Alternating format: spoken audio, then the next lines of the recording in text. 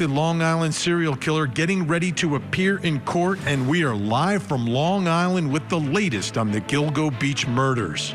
The house could be categorized as cluttered, so there is a great deal of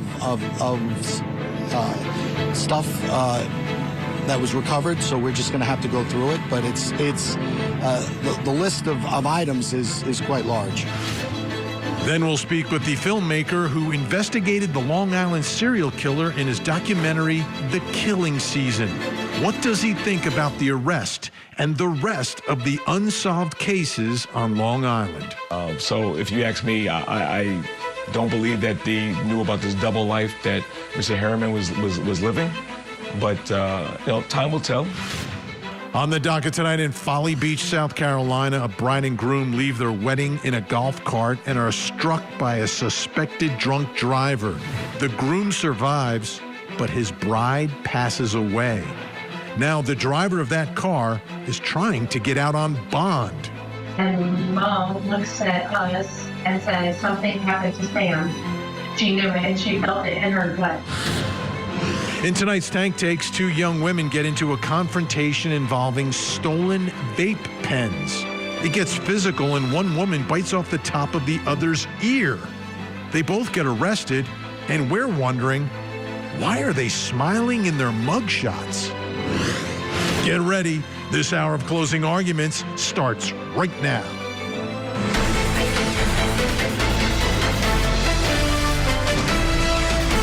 I'm Vinny Politan. Great to have you with us tonight here on Closing Arguments. And tomorrow, inside a courtroom, the suspected Long Island serial killer. And this is a big moment, right? Now the process begins, where you're going to try a man for being a serial killer.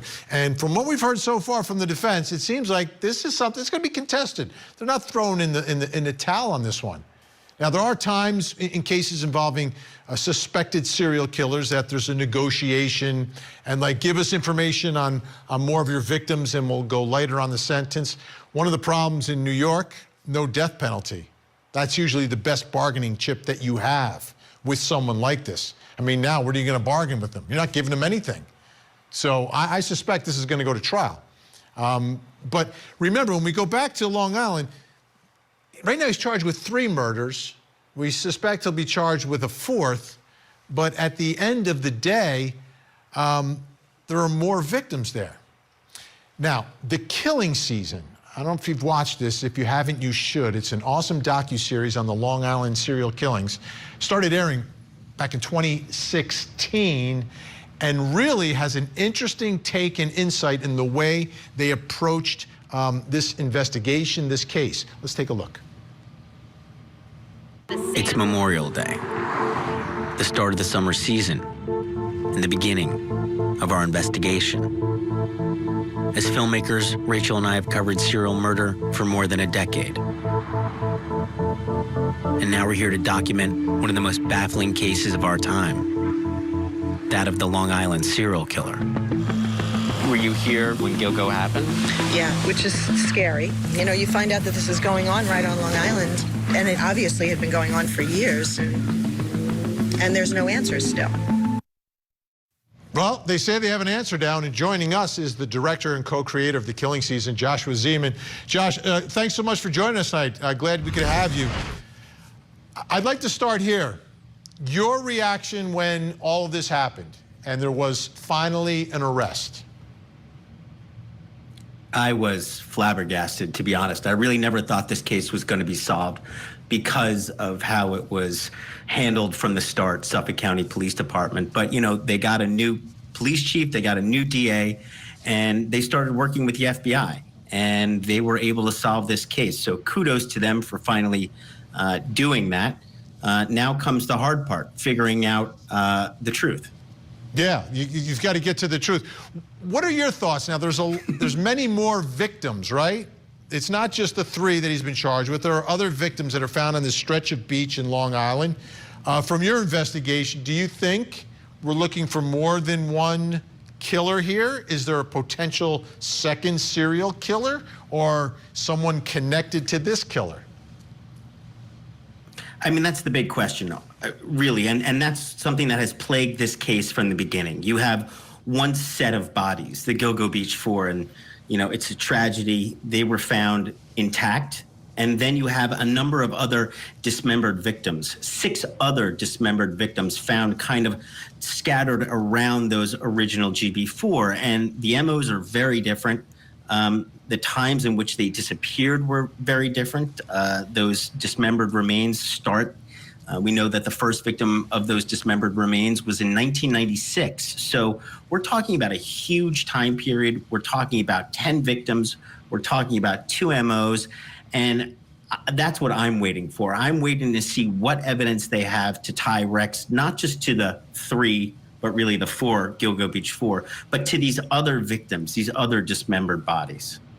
So let me ask you this, because as information was being released by this new task force and the DA, it came back to Dave Schaller, a witness, like a guy who came forward like right away, years ago, someone who's part of your series.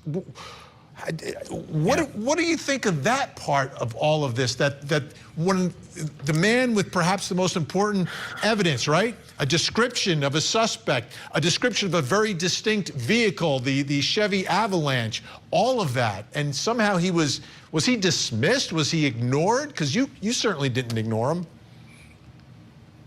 No, we interviewed Dave Schaller, and I know the original detectives did look. It's so easy to Monday morning quarterback a huge case like this.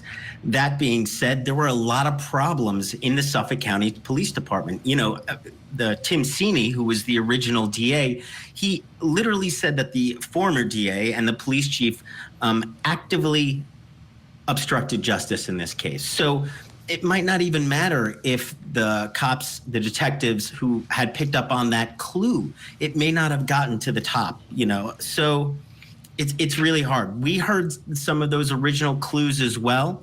And it's really just hard to say. Thankfully, they've been able to now, tie him in with DA, but they have a preponderance of evidence. And I think that that's really important for the upcoming trial. For the start. So have you, since his name came out, how you invested time, effort, putting together this great series, and I know you've got other work that you do as well, but how much do you want to know about this guy, and how much about his background either surprised you or didn't surprise you? That's a great question. It's interesting because everybody who's watched the series now in retrospect, they're like, you nailed it. Well, honestly, we didn't nail it. These was some of the original facts coming out way in the beginning. There were pings to a cell phone tower in Manhattan that he called one of the sisters, kind of taunting her. That gave us an idea that the suspect was in Manhattan. We also knew that some of the cell phone towers got pinged to Massapequa. So, if you're from Long Island or Long Island, it's a real big commuter town. And so there were very obvious chances that this guy was a commuter, that he worked in Massapequa and he took the train into New York City, and that came true. So there was that. There was, people had said he was a duck hunter by definition of where the bodies were disposed. It came true. He was a duck hunter. On our show, somebody said he was a collector. Well, we found out that he had 297 guns. So yeah, he's a collector. It's not brain surgery. If you really look at it, the evidence was there in the beginning. So will you follow the trial? Will you go to the trial? Oh, absolutely. I was there at the press conference. I'm going to be there at the trial. Unfortunately, we have the benefit, of doing hundreds of hours for our documentary back in 2016, 17. We know this case inside and out. So we're lucky in that respect. Now it's about going back, looking through our old footage, finding the clues that were there all the time. And then again, now getting answers. Are we going to find, there's so many more victims on Long Island who have yet to be identified. So that's number one. We got to identify these other victims. We got to find out if the defendant is actually responsible for those victims. And then if he's not, the question is, who is? Absolutely. Josh Zeman, great to have you on the show tonight. The killing season, great docuseries, and we look forward to the follow-up to that now. So, and I hope you'll come back on the show. Thanks for having me. Much appreciated. All right, for a preview now on tomorrow's hearing, Court TV crime and justice correspondent Matt Johnson joining us live from outside the accused killer's home tonight on Long Island. Matt, great to see you. So what's the latest where you are, and what are we expecting in tomorrow's hearing? Right, Vinny, nice to see you as well. We're about 45 minutes away from that courthouse where this suspected serial killer will appear. We're standing in front of his house right now. Most of the media has left, but police still keep watch here in this bedroom community of Long Island, in this unsuspecting, quiet street for the most part. A lot of people walking by and passerbys, as you can imagine. Rex Heuermann lived here with his wife and 2 children. We have seen those family members come in and out of this home all day. Court TV cameras rolling ahead of tomorrow's big hearing there, 45 minutes away over at the Suffolk County Courthouse near the Hamptons. Now, Rex Heuermann, as you know, facing 3 counts of first-degree murder, 3 counts of second-degree murder, charged in the deaths of 3 of the 4 original Gilgo Beach murders, and also the suspect in the death of 25-year-old Maureen Barnes.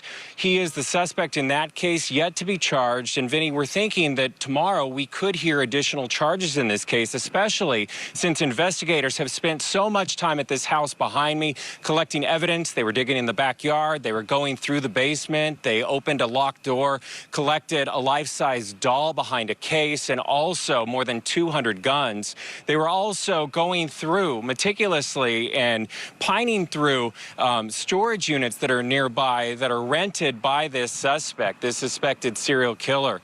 As for him, Rex Heuermann, he is behind bars right now awaiting tomorrow's this pretrial conference, the status hearing, and he's on suicide watch, we're told, Vinny. All right, now you mentioned that the family is home behind you. What are they saying? And how about folks in the community right now? Right, this community showing support behind them. Many people walking by and saying, you know, that their hearts go out to them. We know that some friends, neighbors have actually bought them groceries and given them notes saying that they are willing to support them in any way, shape, or form. Now, as for the wife of 25 years, Asa Ellerup, she, through her attorney, released a statement to Court TV, which in part reads this: on behalf of my family and especially my elderly neighbors who have had their lives turned upside down by the enormous police presence, in addition to spectators and news crews, they deserve to live peacefully. They should be able to walk their dogs and go to the grocery stores without cameras being shoved in their faces. It goes on to say, I am pleading with you to give us the space that we need to regain some normalcy in our neighborhood. I again have spoken to many of the neighbors, including Tammy, who lives across the street. She shared these thoughts. Take a listen. I just feel bad for his wife and children. It's unfortunate that he is what he is, but I just wish they would leave his family alone. You know, leave the child alone, leave his wife, children alone, and his wife. Let them have some peace. It's not their fault. You know, you can't be responsible for other people's actions. We just gotta, like, not give him all the credit, you know? We just gotta put him on the back burner and get back to our lives and start worrying about our community again and our children and just step forward. Let the courts take care of him. The bottom line, Vinny, this community, each person that we talk to, they say that they are still in shock. They are trying to just take it day by day like everybody else, and they're thinking about the other family members here. How about folks down in the Gilgo Beach area? Yeah, Court TV cameras were there earlier today. Remember, this is that case that was unsolved for more than 10 years, 11 bodies, including 1 man and 1 child, and mainly women, including the Gilgo 4, and 3 of which this man, Rex Heuermann, is charged in connection with their deaths. So a lot of people there still in shock and also trying to grapple with this true crime sensational story that is happening right in their backyard. Here's what they told our cameras. I bartend in Massapequa, which is just north of Massapequa Park. When I heard the name Rex Heuermann, and then I finally saw what he looked like, I said, man, I think I've actually served this guy before. When Rex got arrested in Massapequa Park and I realized how close it was to my house, it was very crazy because I ended up seeing the address blowing up all over online, and my friend and I actually drove to the house, and we realized it's like 5 minutes away from where I live, which was crazy just knowing the fact that somebody capable of doing something like that lived so close to me, and all this time nobody had any idea about it. Everybody telling us that they are going to be watching this case as it develops very closely, including at 2 o'clock tomorrow when Rex Heuermann will be in that courtroom, again, 45 minutes from here. We will be bringing you all of those developments as they happen, Vinny. Matt Johnson on Long Island tonight. Big day tomorrow. Thanks so much, Matt. We'll speak again tomorrow night. All right, folks, when we come back, we'll bring in our think tank, get some reaction of what's happening here. Don't go anywhere. We'll be right back.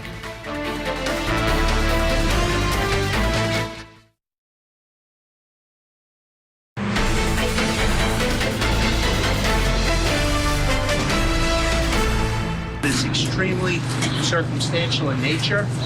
In terms of speaking to my client, the only thing I can tell you that he did say as he was in tears was, I didn't do this.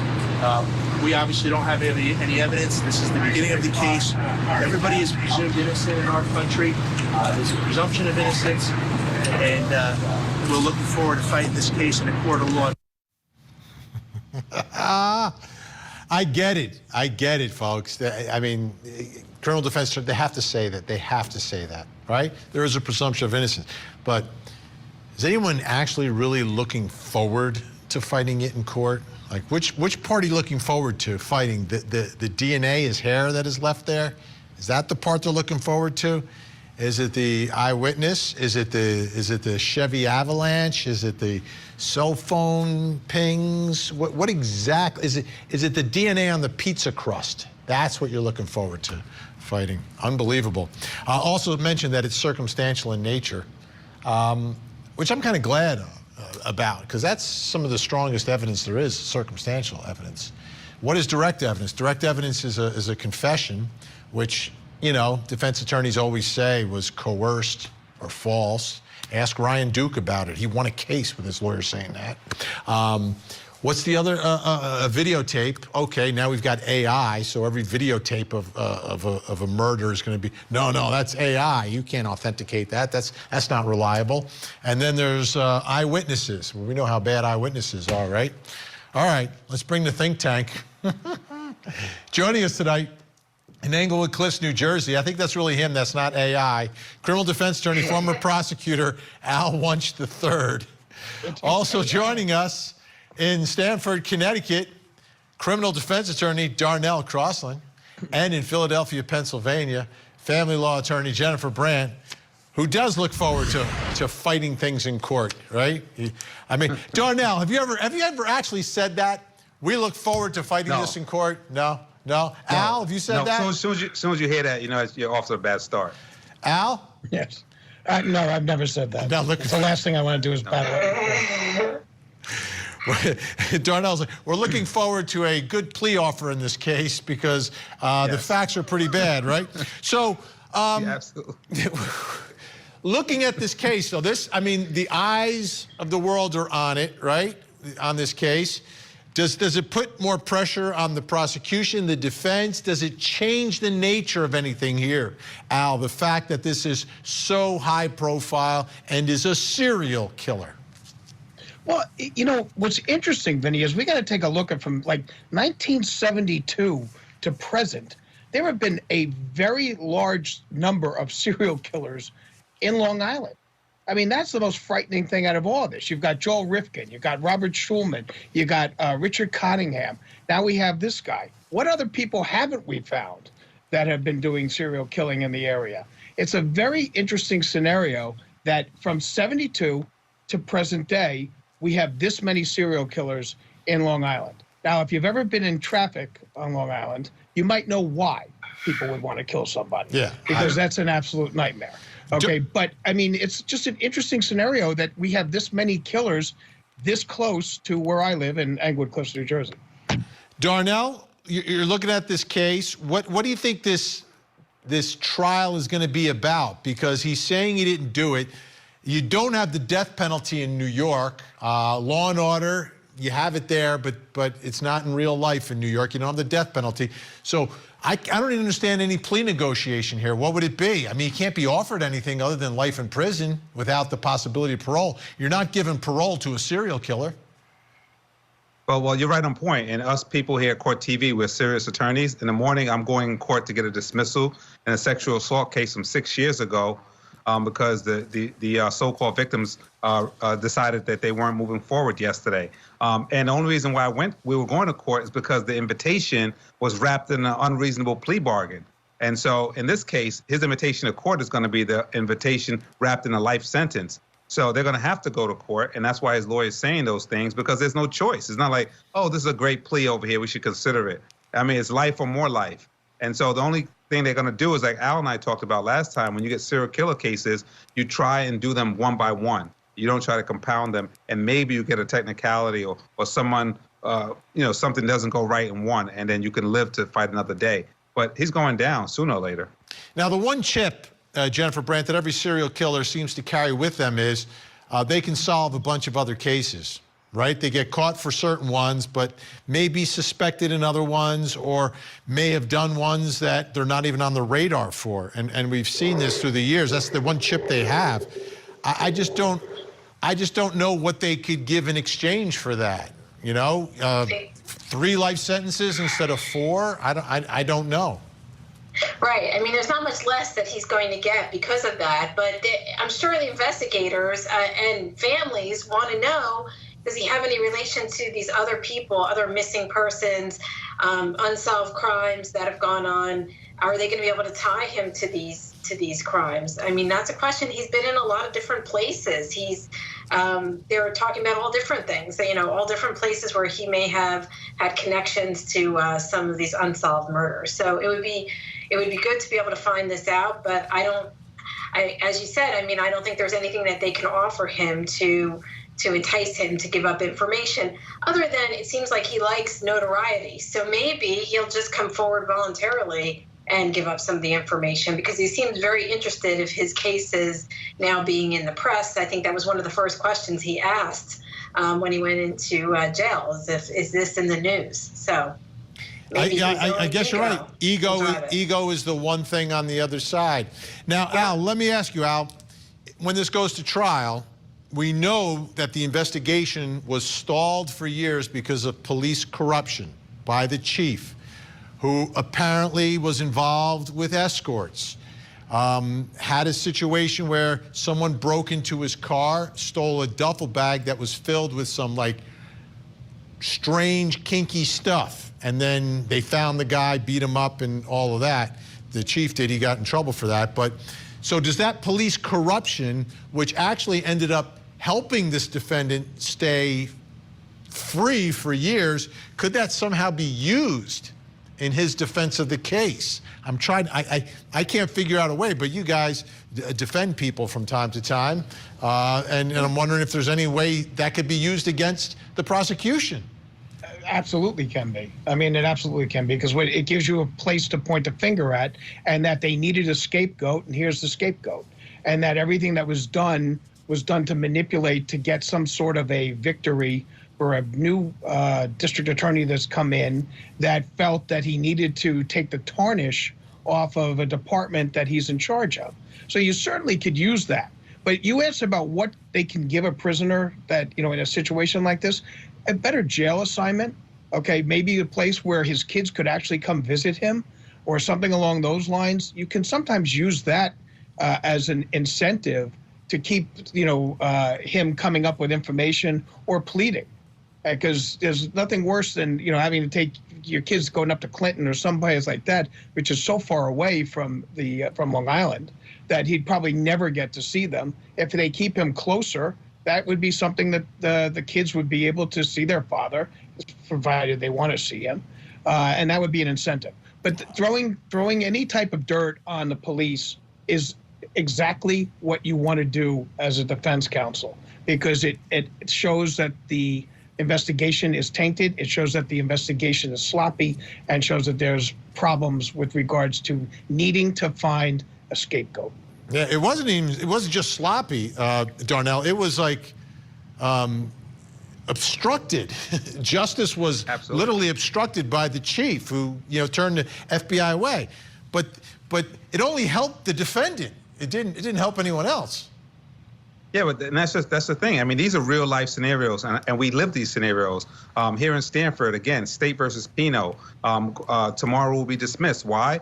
This is a case where there was a sexual assault investigation years ago, and it turns out that the cop that was investigating it married the guy's husband. Married the guy's wife. And so now, here we are 6 years later, they just told me, oh, we're not calling that cop. I said, you're not calling, I'm calling him, because I want to show, when we raise reasonable doubt, I want to show that this cop investigated other situations and So do you subpoena the police chief? Do you subpoena the police chief? Yeah, you have to. You have to bring him in and just take your time and you go through it and you talk about his arrest. You talk about anything that's bad, and what that's doing is raising doubt for the jury. If the jury feels it muddies up everything. Bit of doubt, absolutely, you have to do it. If you got a dirty police chief, Jennifer, a dirty police chief, and you're talking about him and what he's doing with escorts and what was in his duffel bag, etc., to me it's a complete diversion, right? It has nothing to do with the murders. But at a trial, sometimes jurors get a little distracted. I don't know, Vinny.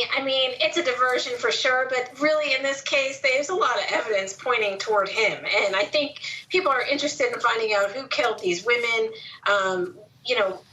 The fact that it's gone unsolved for such a long time, that is an interesting question, and that may, implicate the police chief. But really, we want to get to the bottom of it. And now the investigators have done an excellent job and have unearthed all this evidence and have really targeted him. And it seems pretty evident that he is the one who did all of this. So I think ultimately we're going to get to the truth. And I think, you can divert all you want, but I think it's going to come right back to him being guilty for these crimes. So I don't know. I don't know how much it really does for anything other than distract us and distract the jury. Well, he'll be back in court tomorrow. Court TV will be there. We'll have a full report tomorrow night. Think Tank with us the rest of the hour. Up next.